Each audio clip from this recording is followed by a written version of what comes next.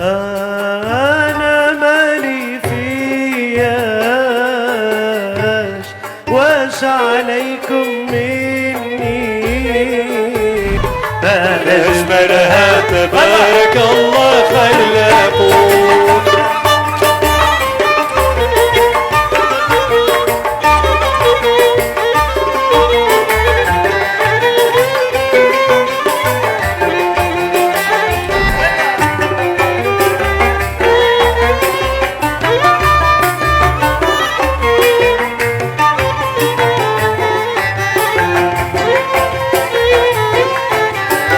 اليوم الحقيقة سهرية وعشوية بلوتو متميزة جدا لأنه في تظاهرة فريدة من نوعها مع جمهور يعني ذواق، جمهور زاد جاء للمهرجان هذايا وحب يعني يحضر العرض اللي قدمته اليوم يوم 19 جوان 2022 في دورة متميزة، دورة ثانية للمهرجان الدولي للعود في فضاء إطار الحداد. الحقيقة أنا فرحان برشا بوجودي مع ثلة من الموسيقيين اللي يشرفوني بوجودهم معايا.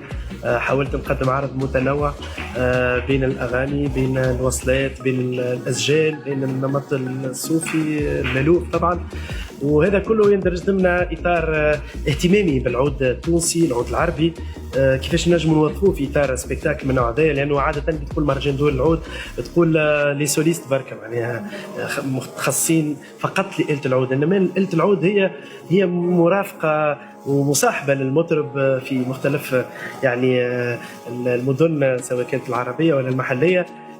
كي نحكيو زاد على العود التونسي اللي هو نوعا ما يعني ماهوش ماخذ حظه كما يجب، لذلك علاش حبيت في اطار العرض هذا نعطيه حقه ويكون مصافحه وكانت الحقيقه مصافحه جميله برشا، تفاعل كبير برشا من جمهور ذواق. نحب نشكر كل المشرفين على المهرجان هذايا، من تقنيين، من يعني كل صناع الدوره هذيا. ان شاء الله الدوره الجايه نكونوا موجودين ونقدموا الاضافه للمشهد الموسيقي التونسي، وتحيه لكل الاخوين اللي اشرفوا على الدوره هذه. معكم الفنان سفيان الزين.